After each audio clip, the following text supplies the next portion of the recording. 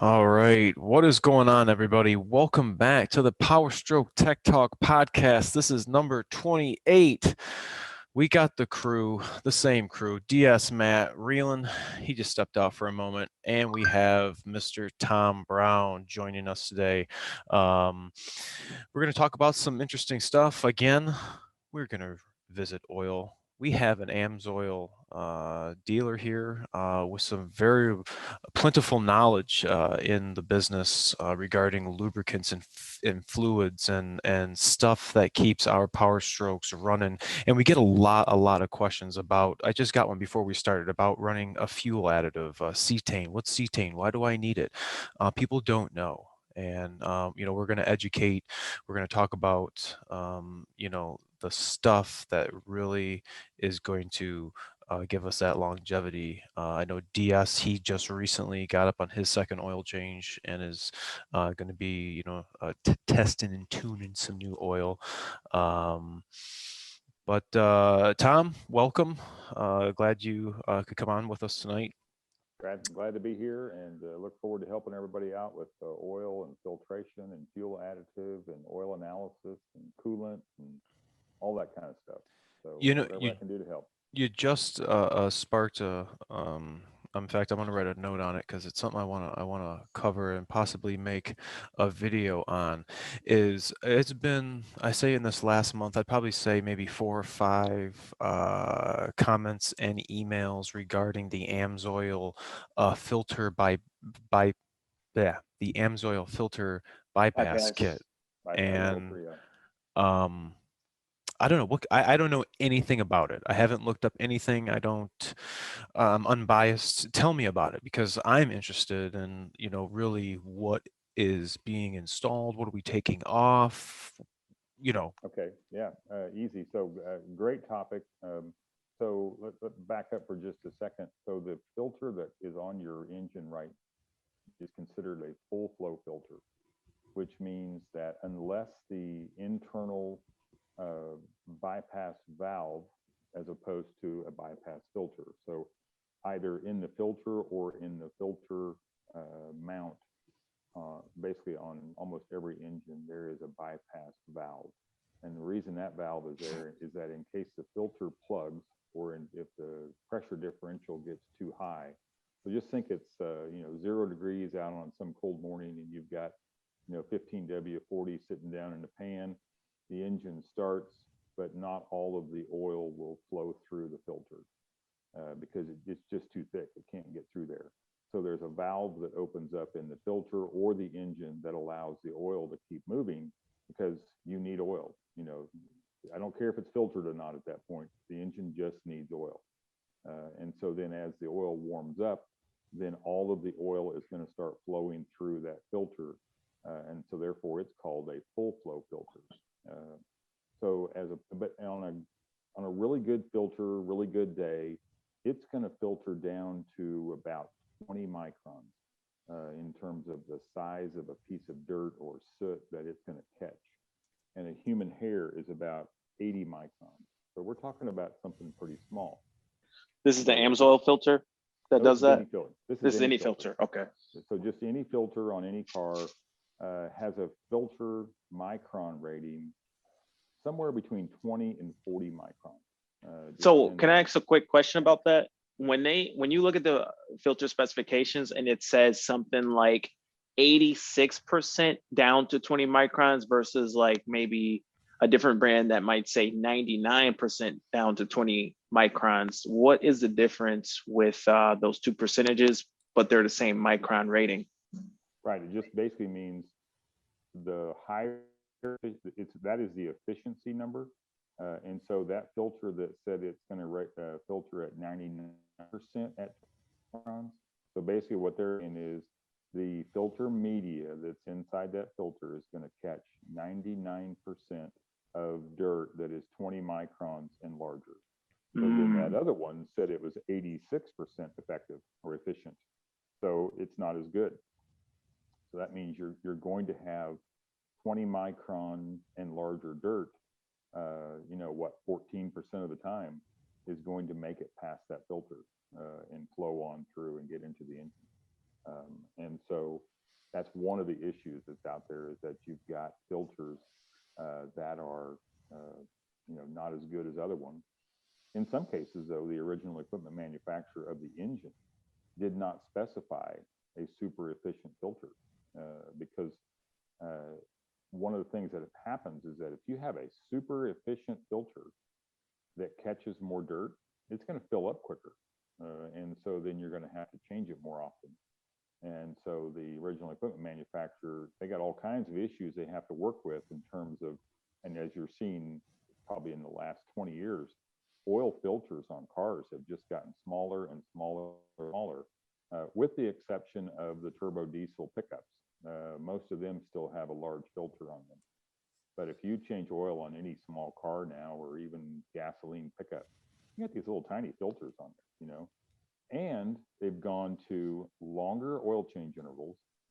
And so, in many cases, they're filling up, and then the filter goes into bypass mode. And so for some oil change interval, there's no ring going, full of dirt.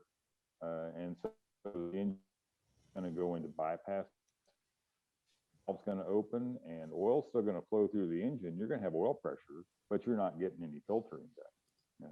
And so that's one of the things that's causing increased wear, is, a lack of filtration. And when you add that to the fact that you've got all these components in new high-tech engines, whether it's variable valve users and, on-demand lifters for, active displacement, and variable oil pumps and variable water pumps. There's all kinds of stuff on these engines now that's all controlled by oil, and you have to have clean oil. So going back to the filtration situation for a second. So the filter that's on the car coming from the factory is considered a full flow filter. So then now let's jump over and let's talk about what is a bypass filter. So the dirt that causes all the wear inside of an engine is between 7 and 10 microns. But as I mentioned earlier, the filter is only, even on its best day, the best filter, it's going to catch 20 micron and larger dirt. So the 7 to 10 micron dirt that's causing all the wear, it's flowing right through that filter, and just continuing to circulate around the engine, wedging itself into nooks and crannies and behind piston rings and, in bearings and everything else. And that's why you have a 100,000 mile, maybe 150,000 mile engine, and this thing's wore out, because it's got, the oil was not filtered. If you go back to some previous generation Powerstroke 7.3 and 6.0 engines, had a ton of problems with injectors. And one of the reasons was because of stiction, and the oil would get torn apart, and the filter wasn't good enough to catch all the crud. And so then that crud would build up in the injectors on the truck, or on inside the engine. So on a bypass filter, what we're doing is we're going to actually add a filter external to the engine. So it's a good size filter. And the key point on a bypass filter is that only a small amount of the oil that's in circulation inside of an engine, so think about 5% of the oil that's in circulation, is going to get diverted outside of the engine. It's going to come over, it's going to go through an external filter. It's going to scrub it down to 2 microns instead of 20. And then it's going to return that cleaned oil back to the engine. Usually dump it back in the top of the engine, but we've got some kits that mix it right back in with the rest of the oil flowing through the motor. But so now you're scrubbing that oil down to 2 micron, and it was that 7 to 10 micron oil or dirt that was causing all the wear.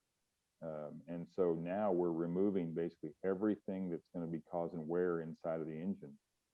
And so we've got engines that have bypass filters on them that run for hundreds of thousands of miles, and you tear them apart.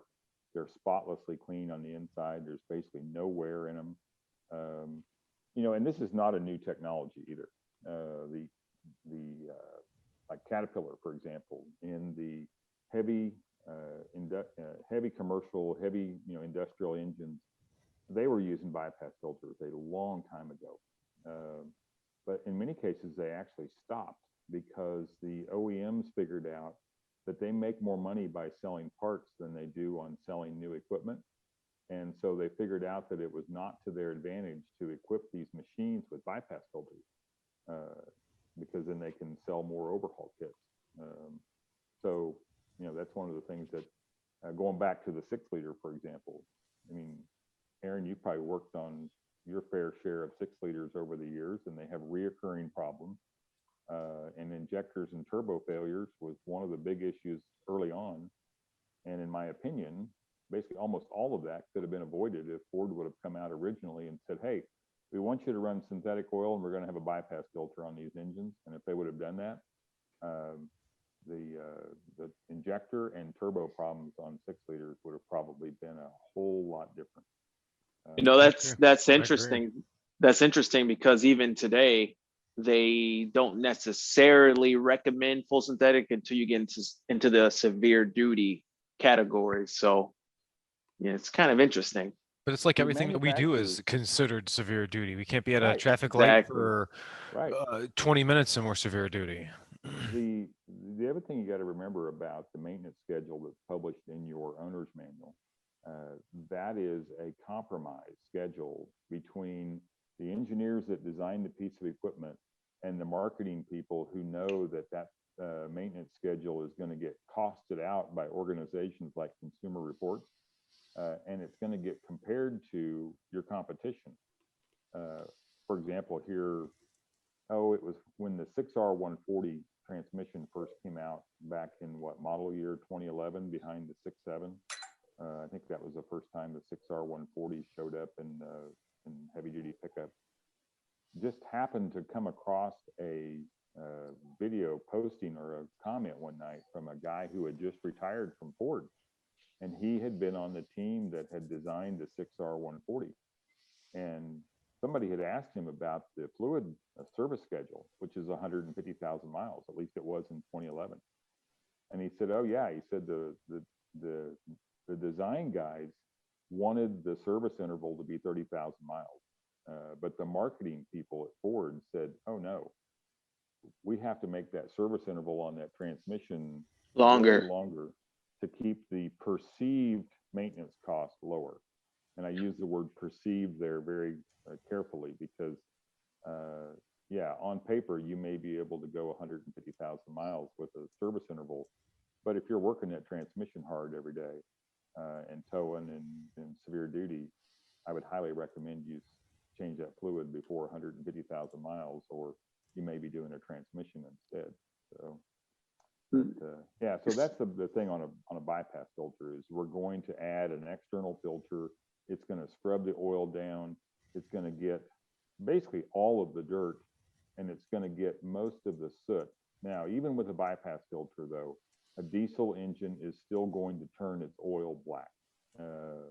And the longer you run that oil, it can only get so black, but it will eventually still turn black. And that's because you have a lot of soot that is smaller than 1 micron that is getting injected into the oil through the combustion process. And there's just not a filter out there that's going to clean all that soot out of there. And you really don't need to. It's not doing anything. It's not hurting anything. The only thing it's doing is that soot is acidic. And so one of the reasons that we have to change your oil is because that soot acid has to be neutralized. And if you don't, then it starts to create corrosion problems inside of the engine. And so you have on your oil analysis report, if you ever do that on one of your engines, you'll notice, at least you get a good report, it'll give you something called TBN or total base number. And that is a measurement of the oil's ability to neutralize acid. So when you've depleted all of your acid control additive, then your TBN number goes basically to 0. And then if you were also to pay the lab to start reporting your acid number, so then as your total base number comes down to 0, then your acid number is going to start coming up because now you've got acid building up in the oil. And that's not a good thing. So adding TBN is going to bring that level down. It's not going to be acidic. TBN is a good thing. That's what I'm saying. Total base number, yeah. So oil starts out with a total base. Let's just say your oil started out with a total base number of 10. brand new bottle of oil, it's got a total base number of 10. And so as the oil is exposed to acid, that acid control additive gets depleted. So it gradually works its way down to zero. And then once it reaches basically zero and the oil can't neutralize any more acid, then the acid actually starts to build up in the engine. And so you would start seeing that number start going up. Now, for guys who are running like really extended oil changes, are there products like TBN Booster that can go into the oil and revitalize it? Yeah. I'm not familiar with any TBN products. Booster. I just know that, for example, Amsoil has a Signature Series Max Duty line of oils. That's our extended drain oils. So it starts off with a higher base number to begin with than lower priced oils will. But then the other thing is, and this is where it gets into the secret science that Amsoil doesn't share even with guys like me, but because it's a competitive advantage, in the market. There are different additive products out there that they're buying, for example, from their additive suppliers that will. For example, one of the things the Amsoil Signature Series will do is it'll fall pretty quickly if you were to monitor your oil like every 3,000 miles, you'll notice your TBN number starts to fall pretty quickly. But then it gets down to around the 3 and maybe slightly below 3.0 number, and then it just freaking hangs there for what seems like forever. Yeah, it seems like the research I've done suggests that they're not necessarily just going to say, well, we want it to last longer, so let's have the highest TBN in the world, not necessarily starting off with the new oil change, but whatever chemicals they use or however they achieve it, for whatever reason, it can last longer. Right. Like once you hit a certain point, it just keeps going. You mentioned a good point.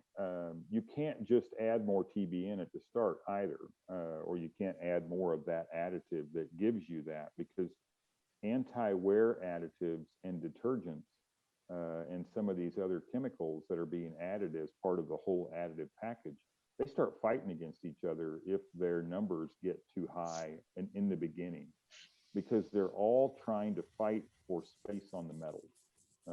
And they will start canceling each other out when they start getting too high in any one of those numbers. And so that's part of the science behind the blending that all these oil companies are doing is, okay, I know with this particular additive line, I can't go above this number because then I'm going to lose either anti-wear capability or I'm going to lose detergent capability. And so there's a high point that they can't go above. And so then what the additive companies have done is they've come in and said, okay, we know you can't go above that, but our particular unique formula, it falls pretty quickly in the beginning, but then it flattens out kind of like a hockey stick, and it stays in there for a long time before you get to the point where you have to do an oil change and that's typically what happens in most cases today. I read oil analysis reports all the time. The first thing that's going to cause an oil analysis, the first thing that's going to cause an oil change is going to be your oil has lost its ability to neutralize acid. So everybody thinks it's because it's dirty or something else going on. No, usually it's because it's lost its ability to neutralize acid, and that's because of the amount of biofuel that's being run. Because biofuel pulls in more water, and so water, when it gets mixed with the oil, creates more acid, and so that's usually the first thing that goes is the acid control. So, with the bypass filter from Amsoil, that is, correct me if I'm wrong, but that's a thing that kind of screws on to where the oil filter would screw, and then you put the oil filter on that, and then it has some fittings that pretty much bypass to the bypass filter. Is that how that one works? Let's just use the 6.7 since that's what Aaron does most of his videos on now with 6.7. So we have two different bypass filter systems for the 6.7. Everybody better be listening up. We have a single remote and a dual remote. My personal favorite is the single remote. It's a little bit more expensive, but in the grand scheme of things, I think it's well worth it. And so you were correct. You unscrew the full flow filter, you screw on about a 1-inch thick sandwich adapter, and then you screw a full flow filter back onto it. And that sandwich adapter, it's made out of nice, pretty blue anodized aluminum. O-rings on both sides of it, seals up to the block. It's got a threaded port on the side of it. So you just position that so that, and that's going to be providing pressurized oil leaving the engine. And then you mount the bypass head somewhere underneath the truck because there's no room under the hood. And so then you run a line from that sandwich adapter to the filter head. You got a bypass filter screwed onto that head, and then you run the return line on this particular one. The return line goes to the top of the engine, and we replace the oil fill cap with another nice, pretty blue anodized aluminum fill cap, and the cleaned oil dumps back into the top of the engine. And so then the only And this thing all comes in a kit with the lines and everything? Lines, everything.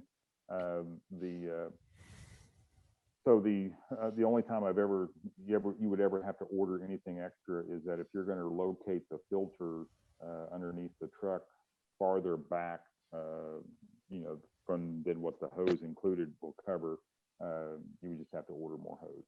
But we sell that by the foot. And where are guys typically putting it under the truck? Driver's side, passenger side? Where I'm trying to paint the picture. Typically, the ones that I have seen are on the passenger side because it's the passenger side where the full flow filter is. Yep. And so it makes a real nice, clean install to come off of the passenger side of the motor, go out on the outside of the frame rail, right behind the front wheel. Okay, that's what I was thinking.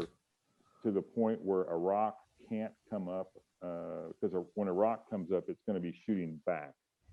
It's usually not going to be coming straight up. And so you mount it up inside, just outside the frame rail. Because as you well know, Aaron, if these trucks still have all their emissions equipment on them, you think there's all this room underneath the truck, especially between the frame rails. There's not. There's no room between the frame rails. Not at all. Between fuel tanks and so. You've got to be strategic when you mount it. I mean, right. Moving parts and suspension and. Right. So you got to take a look at, okay, got front control arm, I got drive shafts, I've got all these different things that are moving under there. Plus I've got a hot exhaust pipe. And so these rubber lines, they'll last forever, but they'll last about 3 seconds up against the hot exhaust pipe. So my thing, I really like the Amsoil system, and I want to get it on my Powerstroke, but I have to really think like I'm adding more hoses, and in my eyes, the one downside would be that you're adding a lot more potential leak points if something were to ever happen or snag or, for whatever reason. You got to be careful about where you run these hoses. And so, just like you said, think them through, where do I mount this? Because we don't specify a mounting location. We give you everything to mount it, but we don't tell you where to mount it. And so guys people make modifications to their truck. Not every truck is the same. And so, that's the one thing that the owner has to decide, okay, where am I going to put this? And then if you're going to put it somewhere where you need more hose, I just strongly suggest don't splice the hoses. So if you need more hose, order one big long piece. The other thing you can do, and I've had guys do this before, if they live in salt states, the fittings that come on these are not stainless steel. And so I've had some guys go out and have custom hoses made at a local hose shop, with stainless steel fittings, because these fittings will corrode if they're exposed to salt. But they're very common. They're very common fittings. And so that way you could have a custom hose made exactly the length that you wanted, or if you wanted some special, 90-degree or 45-degree turn somewhere, just based on where you wanted to install it. They're very common fittings, and so you could do that as well. Matt, you ever seen any duties come in with this on here? No. No, me either. I haven't seen one. I haven't even looked on the internet. I just hear people talking about them. They always ask I've me. I've seen them being installed on the internet. Right. No, I the haven't other even looked them option up. that we have for the 6.7 is a dual remote. And so it is it's a much larger filter head, and it removes the full flow filter from the engine. And so instead of having a filter screwed onto the engine, you just have this adapter that's screwed onto the engine. And then all of the oil leaves the engine, comes back to this longer dual remote head. And so on that black manifold, basically, you've got a full flow filter and a bypass filter. And so then the oil goes through both of those filters and then goes back to the engine and goes on its normal route. Where does it go back into the engine? The oil fill cap still? No, it goes back into the adapter that replaced the oil filter. Oh, okay. So it's got two holes in it. And so one hole is bringing all of the oil from the pump out to the manifolds, going through both filters. And then all of the oil comes back and goes right back. Gotcha. That would be slick if you could do that with the single. So you're not doing, the upstairs dance. You could keep everything, right. Got the filter, got the two lines. Zip, zip, right. zip. Because you've got to make it from the passenger side over to the oil fill cap, which is is that on the driver's side? Well, we typically run the return line on the single remote up the driver's side of the engine because that's the cool side, because the passenger side has got the exhaust pipe coming down. Okay. And so run it up the driver's side of the engine and then go over to the top of the, top center of the motor, basically.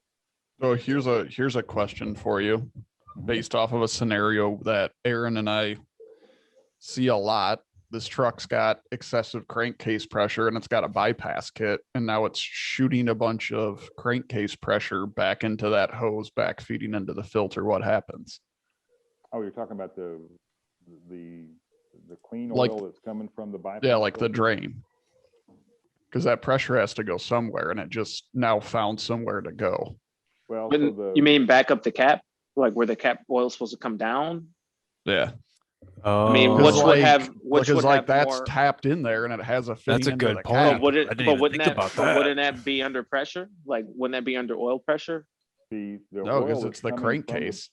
Well, the oil that's coming from the bypass filter is under the same amount of pressure as all of the oil in the engine. There's just not very much of it coming up. It's only like 5% of the oil, but it is pressurized. Okay, so in theory, it shouldn't matter. It shouldn't overpower. It shouldn't overcome it, but well, the oil will overcome the PCV pressure. Yeah, I would think. Well, I mean, this is like enough pressure to shoot the cap out of your hand. That's why I'm wondering, is it going to push back? But it'll push back. Shouldn't. It's probably not going to be able to push back against about 40 pounds of oil pressure or something when you're under load. Yeah, that's a good point. I wonder how many of you guys out there, anybody listening, let us know in the comments. Are you guys running the Amsoil bypass kit on your 6.7 or any bypass kit? Do you like what you guys are hearing? Because this is the first time literally I've talked about this. I've heard a lot about it, never looked into any research or anything about it. I'm finding it out just as you guys are right now. Man, we need to do a video on your truck, man. Definitely got me intrigued. I'm going to write myself a note because that's how I remember everything. Well, I'll try to remember everything as I write a bunch of sticky notes. So I want to ask, go ahead. Oh, I was just going to say a couple of other advantages with the bypass system is it does increase your oil capacity a little bit, so you're going to add 1 to 2 quarts of oil. Now, Powerstrokes have the highest oil capacity. That's why I love selling oil to Powerstroke owners because they hold more oil than everybody else. But it's going to add even a little bit more oil. So you're going to take it up to around 14 to 15 quarts on a. That's what I was going to say. Yeah. And the more oil you have in your engine, the longer that oil is going to last because the on-off duty cycle for the oil, the more oil it's there, it's going to be resting more, working less. So that's a good thing in terms of oil life. And so then it also does provide a very small amount of oil cooling because you are taking oil out of the engine and you're running it to a filter that's exposed to air blowing across it. So there's a very slight oil cooling advantage to it. And so, yeah, and then just keeping that oil cleaner. I really, really am thinking about the longevity and those fittings um, for myself. In the salt belt Yeah, here. for myself being a rust belt for life.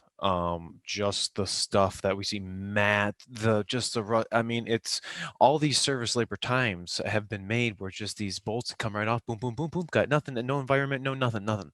Well, our accelerated wear DS is brand new, a 2024 50 is going to have accelerated wear because he's using it as a work truck. It's just inevitable. But my 2004 Chevy pickup, you look underneath it, it's got 250,000 miles on it.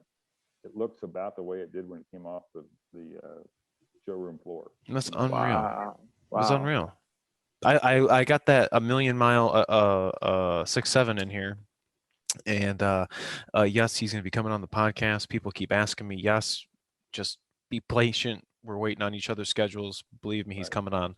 But I had to look underneath his truck, and like it didn't dawn on me. I'm looking up at the wiring and looking for the park gauge, stuff, and it's just like, oh yeah.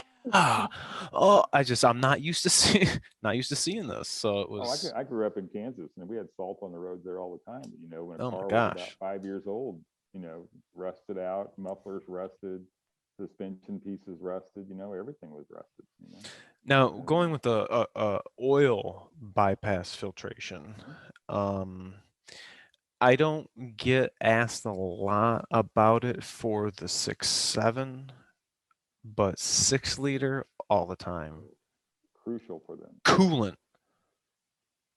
What kind of coolant filtrations have you seen on the market? Do you know of I just thought, run the Mishimoto kit. That's a Yeah? really They nice kit. basically all. I mean, there's several coolant kits out there, but they're basically all doing about the same thing. Just another and- standalone filter, screw on. Right. But I think there's a misconception in terms of what that filter is actually doing, because everything else we've talked about, you've got a filter that is attempting to get all of the dirt scrubbed out of the system. What over on the engine oil side. The primary reason that coolant filters were added to engines was not to filter dirt out of them. It was so that the filter element itself could be impregnated with a supplemental coolant additive, and that additive would very slowly leach out of that filter element and bleed into the coolant to keep the additive levels in the coolant strong, because they knew that the heat from the engine was going to rip this coolant apart, just as we've seen on green and gold coolants in 6 liters and stuff like that. And so that was one of the big reasons that coolant filters got added. They just used a filter to be able to introduce that SCA, or supplemental coolant additive, into the coolant stream. The fact that the coolant filter itself caught some dirt was nice, but that wasn't the primary reason for it. Because if you think about the size of that coolant filter, it's not very big. Now put that same size filter on an enormous V8 or V12 Caterpillar, industrial engine that's probably holding 50 gallons of coolant. That filter is not going to hold the dirt that system is generating. So all it was really doing was leaching out this supplemental coolant additive to keep the chemical levels higher, and make the coolant last longer. Well, that's interesting. A little bit of dirt that it catches, that's good. And there's even filters out there, they're called blanks, the coolant filter blanks. They still filter, but they don't have any of the SCA additive in them. And so you can go to Napa or Wix or any big filter places, and they sell real common coolant filters. From what I've experienced talking with hundreds or thousands of 6 liter owners now, is that you're better off, I think, if you just do a really aggressive flush and get the plugs opened up on the bottom of the block and get all of the casting sand washed out of them. because that's one of the big issues on the coolant, on the oil cooler, was that real small fine casting sand would get circulated and work its way up into the oil cooler and plug up the oil side of the oil cooler. Yep. And so, yeah, if you just do a really good flush, I'm not saying don't put a coolant filter on them because it's not going to hurt anything at all. I just don't think that it's the highest priority thing.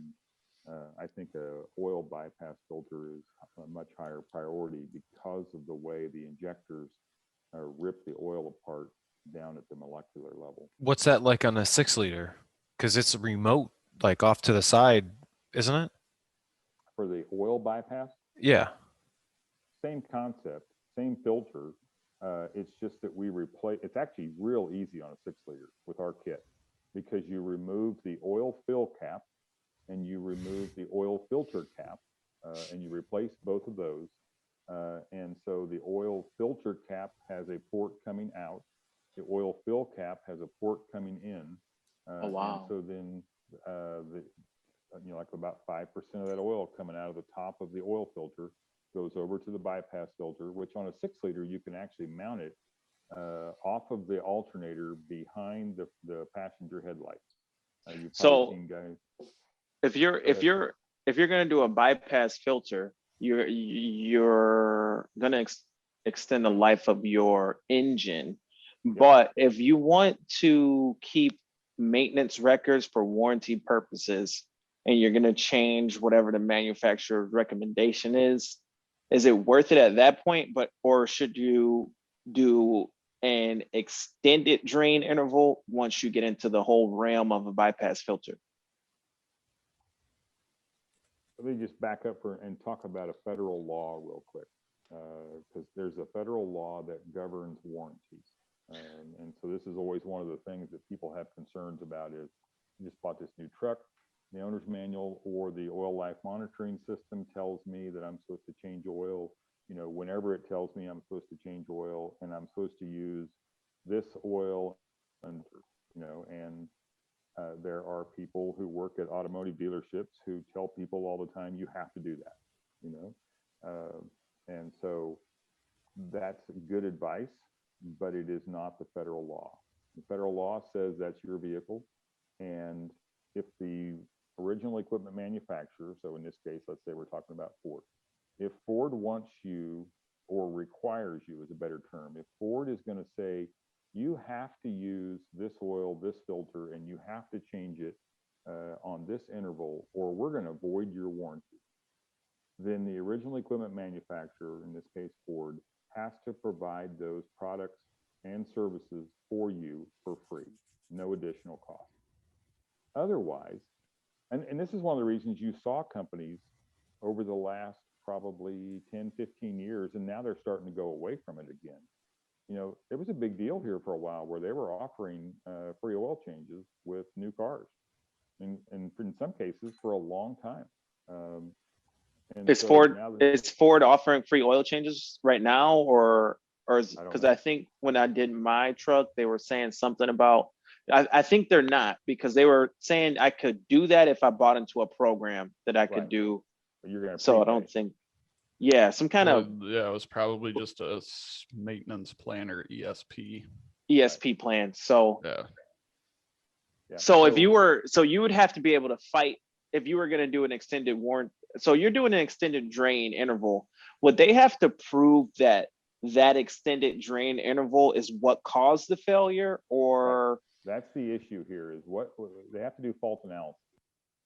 And so let's say you have a new truck, new 6.7, you drive it for, 30,000 miles, and you have an engine failure, and you happen to be following some type of an extended oil change interval, and it doesn't really matter if you had records or not, because when they tear into that, when the dealership tears into that engine and they're trying to figure out what happened, if they point the finger at the owner and say, you didn't do the oil changes like you were supposed to, that's really irrelevant and it won't stand up in court.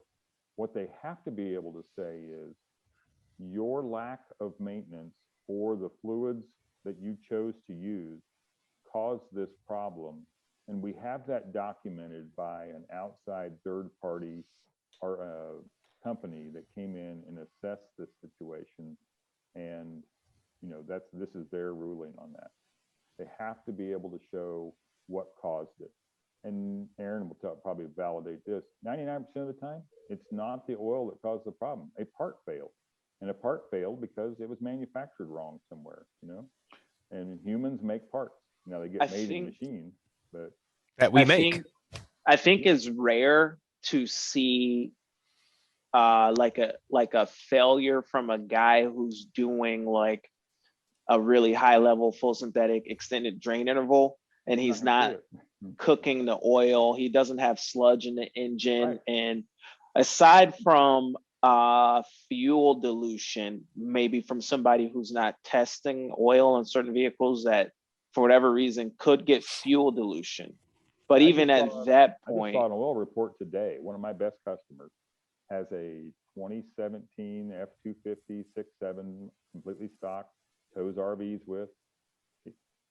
He's got 300,000 miles on this thing. I saw his oil report today. He has 7.8% fuel dilution, which is category 4, red flag. The lab is screaming, but yet if you go look at the wear metals on that thing, normal wear metals. Viscosity is still good. Acid is still good. There's nothing wrong with the oil in this thing other than the fact that it's got 7.8% fuel in it. But that's what CK4 and CJ4 and CK4 oils, and Ford's oil specification is basically based on a modified version of CK4. All these new oils were designed to lubricate in that environment. They knew they were going to get fuel in the oil because of the regeneration process. And so they had to figure out a way. It goes back to that. What base oil are we going to use and what additives are we going to use, knowing that we're going to end up with 5 to 10% fuel in the oil. Now, with that being said, there are cases where guys might be like way under their miles, even for factory maintenance, but for whatever reason, they're maybe running some kind of power generation to some kind of facility or unit that they're running with their truck, or they're doing real short, severe duty, short trip, severe duty, but they're not running, sleeping in a truck, idling for overnight, but they're running like 10W30 or whatever type of oil, and then they're seeing some kind of oil related failure. I mean, I think that is an issue right now. Yep, it could be. And if there was you can have an engine failure that was not caused by oil, but then you can also take it one step further and say, okay, we got an engine failure that was caused by oil. And in this case, if it was, like you said, okay, I'm running 10W30 conventional oil because that's what the truck calls for under normal conditions. But now all of a sudden the operator or owner starts operating the truck in special or severe conditions, and he's getting 5-10% fuel in there, and the particular oil that he's happened to be using is not capable of withstanding that amount of fuel, and it allows accelerated wear. So then that's going to be an issue that has to be resolved between the owner and the OEM, and probably a warranty, as to whether they're going to cover that or not.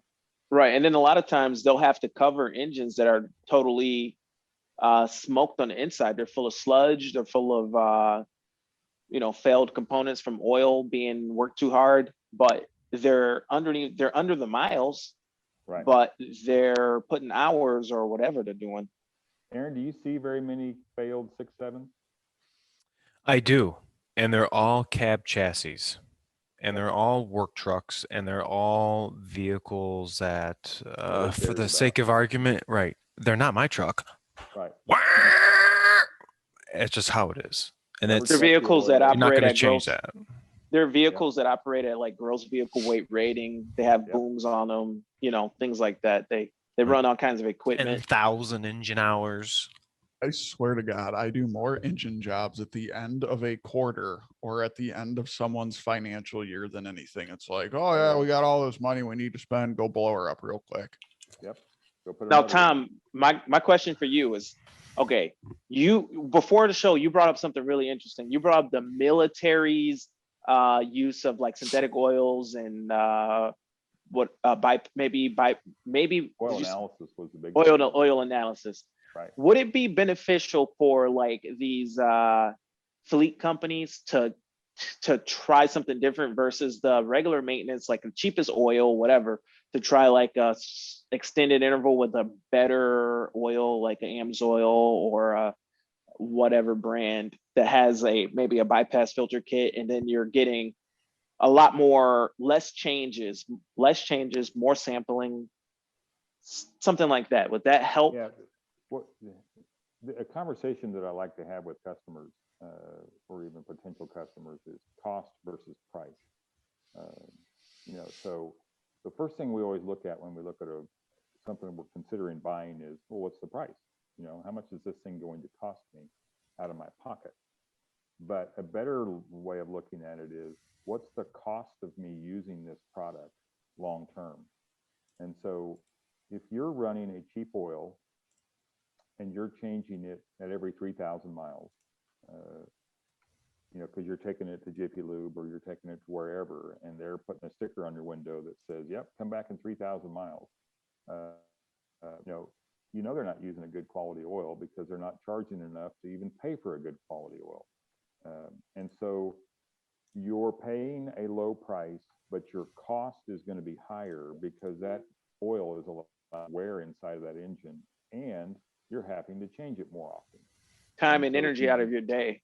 Well, time and energy out of your day, but you're also, just look at the multiplier of every 3,000 miles, in terms of how much am I spending?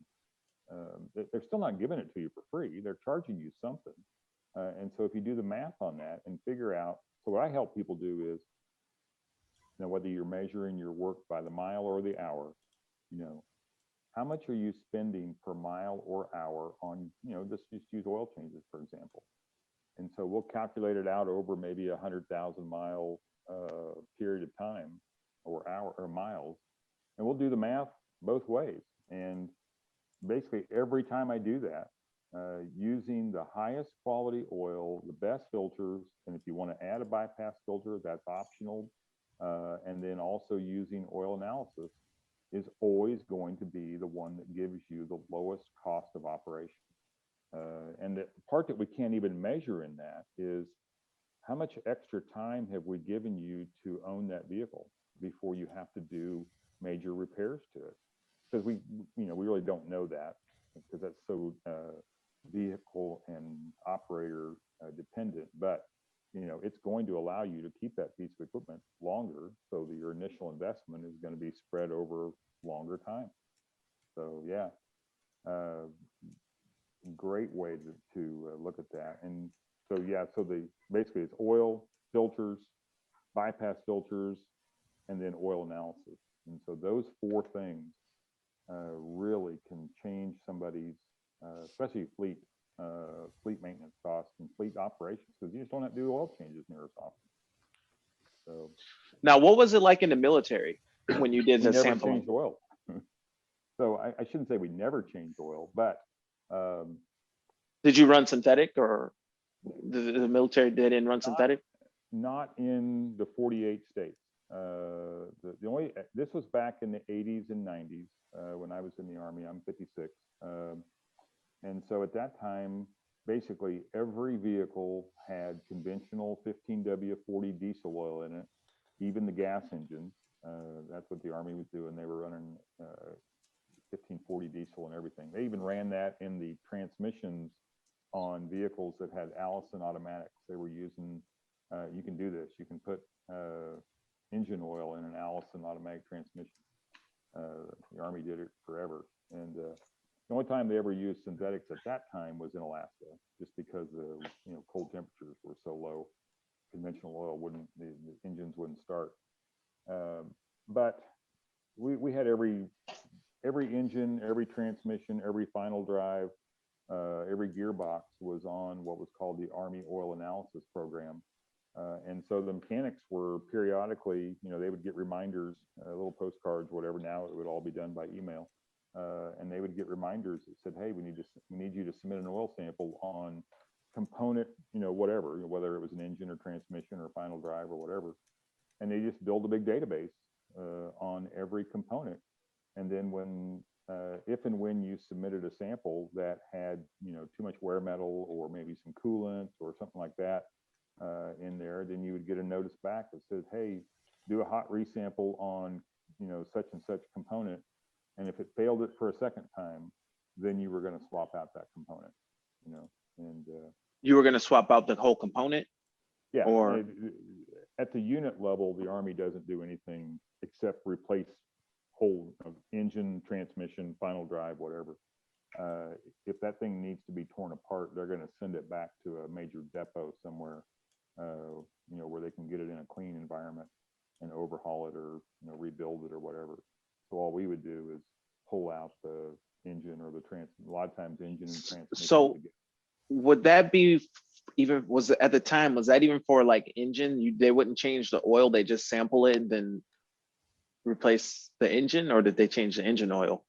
If you ran it long enough, to the point where the engine oil was going to get, like I talked earlier, the acid number would start to get too low, or the viscosity would start to get too low, then yeah, they would tell you one of the first things they would usually do is tell you to change filters and add back fresh oil to replace. So that brings up an important point, because I do remember, like, when you get a sample, they want to know if you added a quart.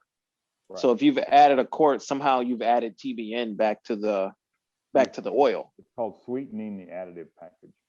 Yeah. So they would maximize the cost by, instead of changing out all the oil, change the filter, top it off, and now you revitalize that oil a little bit. Right. You put in fresh filters. You've added, probably a gallon, depending on the size of the filter. You've probably added a gallon of fresh oil, and all of that new additives that came in with the new oil is going to sweeten the additive strength of the entire oil capacity. And so, as long as there was nothing else wrong with the engine. That's really interesting. Yeah. So we didn't do oil changes very often. So that is really interesting. You were deployed in combat somewhere, and you were having, you were putting, hundreds of miles a day on something, and something was starting to look like it was getting funky, then all rules go away and you start doing whatever you got to do. But if you're just in a normal stateside training environment, save money. Yeah, absolutely. And very not just save money. It was also at that time we were using a lot of two-stroke Detroit diesel big engines. Like the 871s and the 892 series, big engines. And those things had a terrible problem with getting fuel in the oil. So you were monitoring fuel in the oil, because if you got too much fuel in there, it would start cutting viscosity.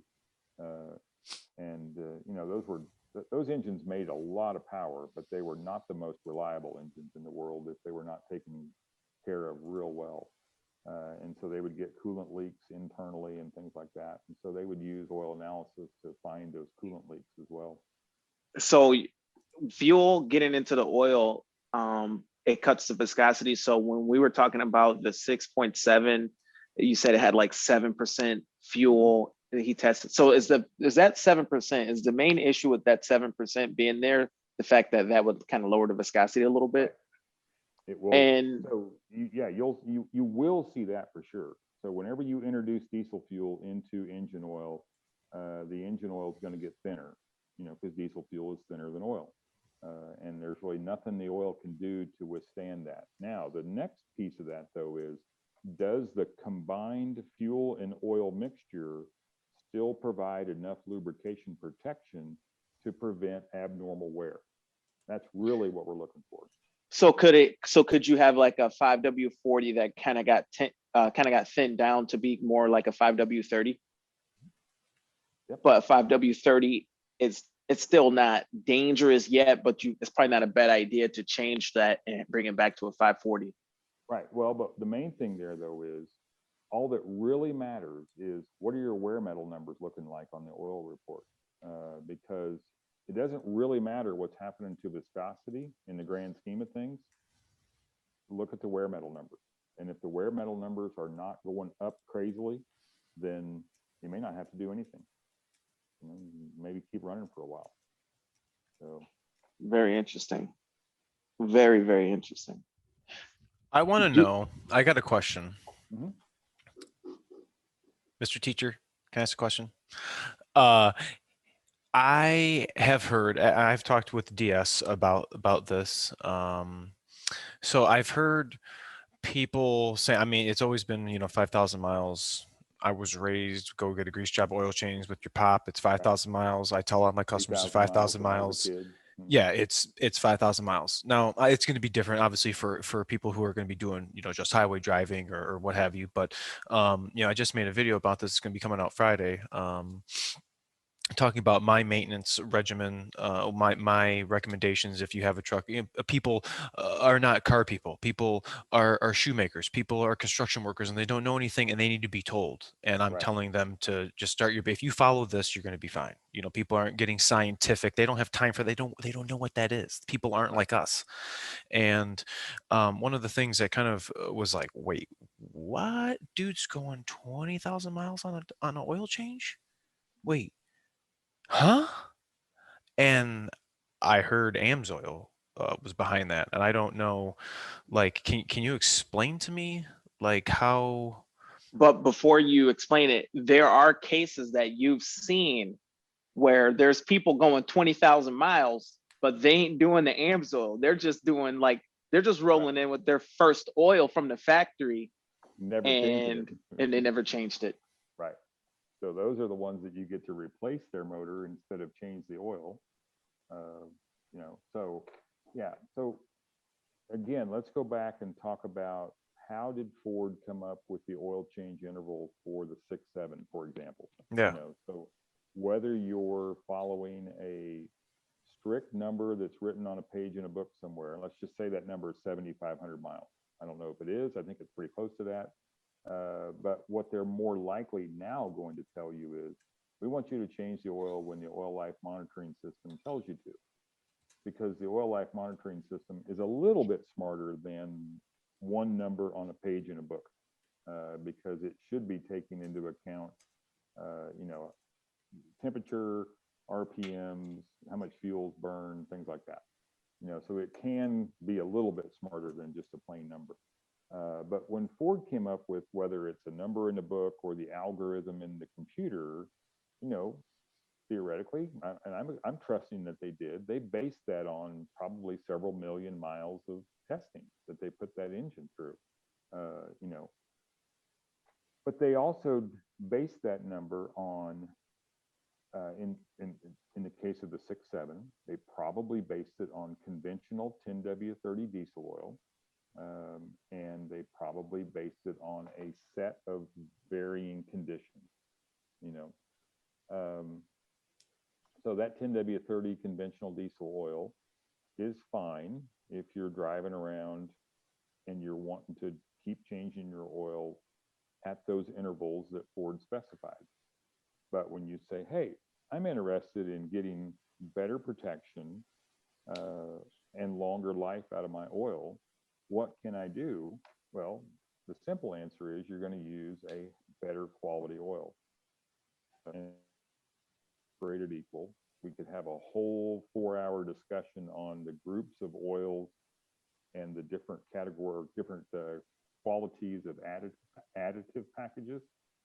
But that's beyond what we're came here tonight to talk about. But so you've got what I call premium full synthetic oils, Amsoil, Schaefer's. There's some guys that are in that really top class up there, and then you've got some oils that are down here in kind of this middle range, and then you've got the cheap stuff that you shouldn't put in anything, but it gets sold a lot of because it's got a low price. I just picked up a good case of Wolf's Head. I'm thinking about using it, dumping the whole box. That's right. So, if you see an oil that's got a ridiculously low price, or you see some place that's offering, well, for Aaron, so what does your dealership charge for a 10W30 conventional oil change on a 6.7? It's funny you should ask that. 130, but if you're my first time customer, I'm gonna do it for you for 99.95. I was driving to Atlanta today from where we live in Tennessee, taking our daughter's dog back. And one of the big Ford dealerships that I drove past on the way down there was advertising $99.99 diesel oil changes. And so I'm assuming that was probably 6.7. Yeah, that's pretty good. Pretty good price. I mean, that's like bottom. Yeah. That's it. And so, but if you went into there and said, hey, I want you to use Motorcraft 540 synthetic diesel oil, now what does that price jump to? My price, 175. Yeah. See, it almost doubled, Yeah. And same filter, same amount of oil, but we're using a different weight, but most importantly, we're using a different quality of oil. Correct. But one of the things that is a situation that you get into with that is Ford does not promote or allow for you to run that 5W40 synthetic oil any longer than you can the 10W30 conventional oil. They still want you to change it when the oil life monitoring system clicks off, right? And Yeah. there's nothing in the Ford thing that says, hey, you can run this full synthetic oil longer. It doesn't mean you go 20,000 miles on an oil change. Well, I used full synthetic. Right. Now, if you were, and this is the other thing I coach people on sometimes. I'm like, look, if you're terrible at doing oil changes and you know you're terrible at doing oil changes, go get the absolute best oil you can buy. Because if you're gonna take risk on something, If you're gonna have a mistake. yeah, you're gonna make a mistake on forgetting to change your oil, forgetting to change your oil on a premium full synthetic versus forgetting to change your oil on that $2 stuff you bought out of the back of somebody's van. I know which one I'd rather do.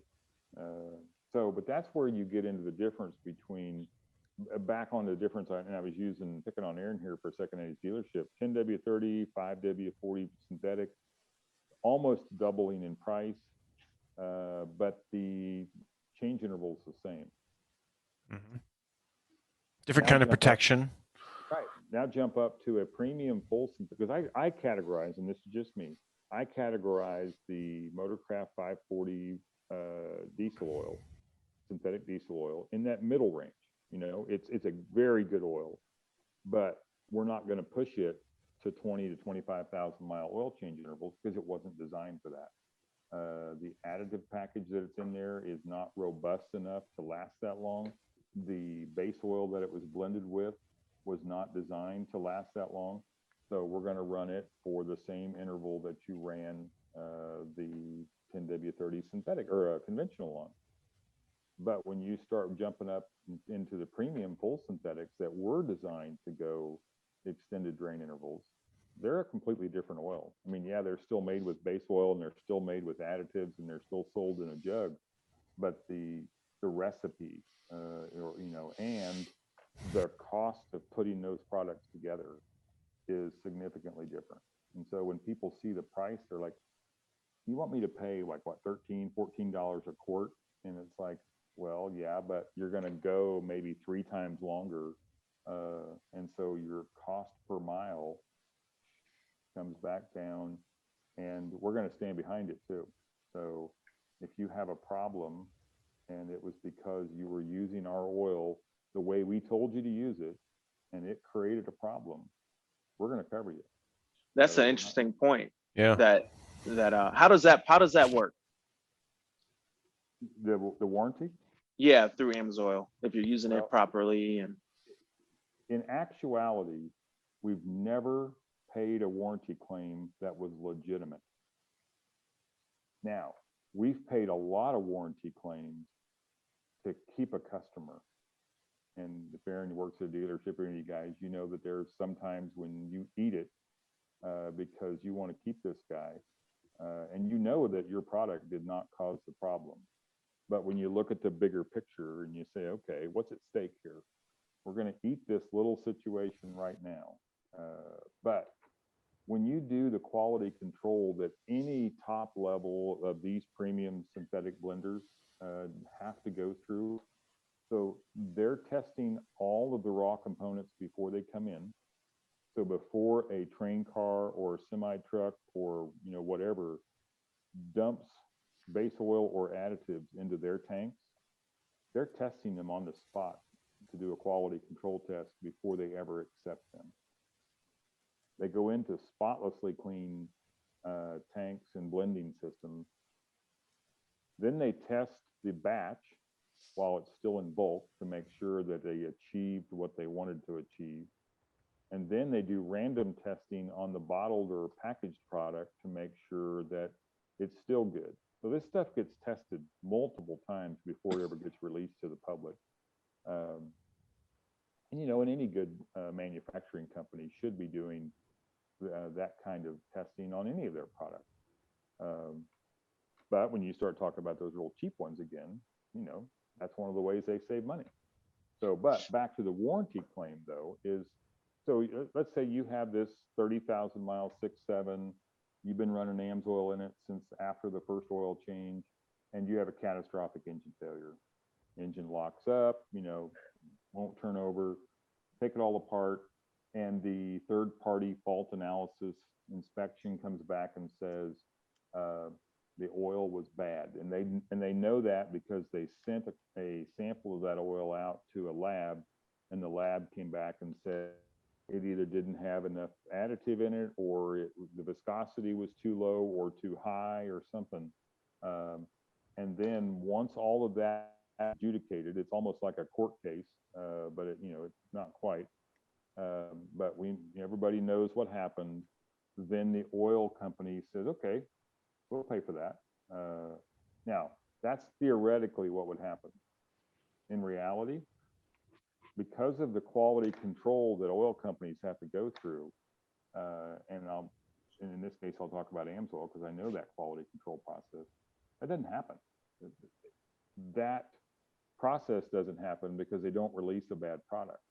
Now, like I said, though, would they cover an engine if there was this gray area and maybe the customer didn't use it quite right, or he used a product that was, let's say the truck called for 540 and he was using, a different viscosity that wasn't in the oil chart, probably didn't cause any trouble, but, there's some real gray areas in that one. But in terms of if the oil itself was bad, you have a written warranty from Amsoil that says, hey, if our oil is bad and we caused the problem, we're covering your repairs. So that's a long explanation for that, but it's an important topic.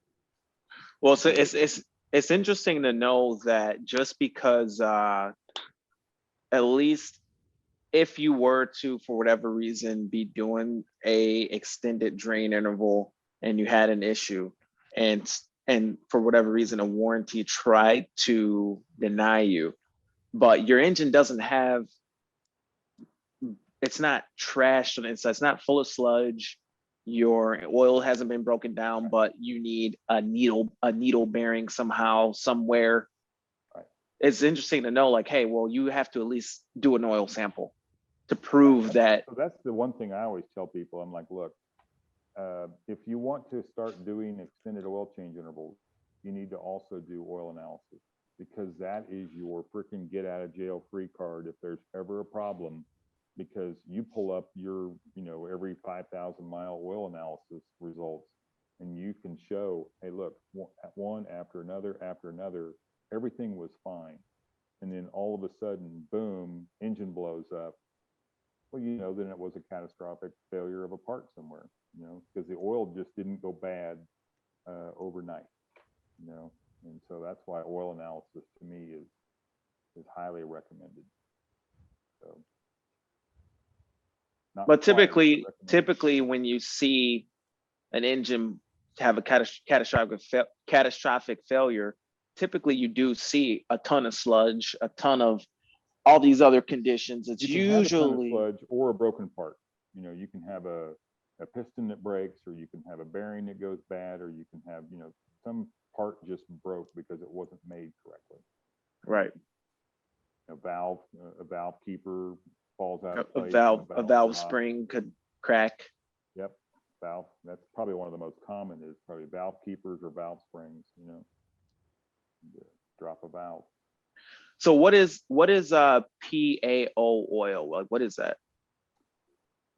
Remember when I talked about we could have a 4-hour discussion on oil, base oils and additives? So there's 4 main categories, and then there's a 5th one as well. So if you start from the bottom, 1 and 2 are your, this is cheap conventional base oil. This is slightly better conventional base oil. Here's 1, here's 2. Group 3 is the highest quality conventional oil, base oil that is blended. And it is actually considered a synthetic in the United States due to a 1999 case between Castrol and Mobil. And then group 4 is polyallyolefins, PAO. And so it is the abbreviation for group 4 base oils. But almost no oils are blended strictly from group 4 because although group 4 oils have incredibly good properties, they also have some deficiencies. And so what are deficiencies? They're missing something. They don't, there's a few things they don't do very well at all. And so what you'll do is you'll blend some group 5 or some group 3 in with them to cover up or to, address those deficiencies or shortcomings. Oh, okay. Or you make up for it with your additive, so that's where it gets into some serious chemical engineer magic stuff. So with your Amsoil, what's your Amsoil what group is your Amsoil gonna be in? We used to advertise it, but now, probably in the last 10 years or so, they won't even discuss what group oils are blended from anymore. But you can kind of tell based on the how long they'll cover the drain interval and the price of it. And so like our signature series oils, our top oils, they're primarily a group 4 base oil. And then we also have some lower price products called our XL or OE, and they're going to be primarily group 3. But if you walk into any auto parts store, Walmart, or any place else in the United States now, and you buy what you think is a synthetic oil, if you're not paying over $10 a quart, it's going to be a group 3 called hydrocrack. Yeah. So it's not really a synthetic. It's a highly refined conventional oil. Great oil. Yeah. But it's not really a true old-fashioned synthetic. The Europeans actually have a standard, especially the Germans. And so in Europe, if you want to call something a synthetic, it has to be made from group 4 or group 5 oil. So when you see a BMW or a Mercedes or Audi or some of these cars, and they're having $400 oil changes, one of the reasons, not the only reason, but one of the reasons they're getting hit with that is because the oil that they have to use is a full synthetic, and most of the time it's imported from Europe. No kidding. Well, it seems like when you think about it from an environmental standpoint, if you're taking a lot of these oil changes out of the mix, technically speaking, you could be, in a way, I guess, benefiting the environment, absolutely. Because you're not dumping all this oil. You're not. Well, let's just go back to Aaron, for example. On a weekly basis, how much used motor oil probably gets pulled out of your dealership? It's probably thousands of gallons. Oh, yeah. Yeah. So, all that oil is going to go somewhere. And in the old days, it was probably getting dumped in a river somewhere or dumped in a hole in the ground. Hopefully now it's being recycled. But something can happen to the truck that's transporting that oil. It can get into a wreck. It can have a leak. Ooh, what a mess. Every time that you do an oil change on something, you generate used motor oil that has to be handled, treated, recycled. Something has to be done with it. And every time you Costs money. You run the risk that it's going to leak and get back into the groundwater.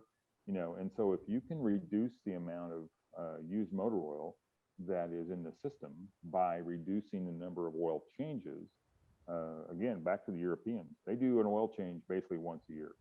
Damn. That's about it. And they go get an inspection, they get their Yeah. mag grade, and they do an oil change once a year. I've heard that. I've heard over there, it was someone from like Germany, and they were saying they came over to America and they were blown away that we were doing oil changes every 3,000 miles. They would just do it once a year, and it wasn't a thing like it is here. You know why that is, though? It's because no one over there idles their car. Literally no one. I think That it's is more a- than that, but Well, no, that's a huge contributing factor, and no one really drives anywhere over there. Yeah, we're They don't have lazy. any- I mean, I drove several hundred miles today, and in Europe, that would be a several day trip probably. That's Oh my that's God. weeks of travel, months of travel for them. They don't really go anywhere. But they do use a higher quality oil, especially if they want to advertise that an oil is a synthetic oil. It's got to be a no shit synthetic, not one of these Group 3 hydrocracks that's masquerading as a synthetic. So Well, son of a bean. I think this was an excellent topic for discussion. Again, oil, but we got a little more insight with a particular product, Amsoil. I think you guys let us know in the comments if any of you guys are running Amsoil products or what products you guys are running. I know we've asked this before, but that bypass filtration system's really got me kind of wondering about what it would look like on my 6.7 or 8.67 to begin with. I'll have to definitely check that out. so what's But everybody else running that's on the podcast here tonight? what oil? No, what vehicles are you guys running? Oh, 6.7 Powerstroke here, What year? 2020 at 450. Got my good old 2006 F350 6-liter, and Yeah. it runs like a top. All I do is change the oil. There you go.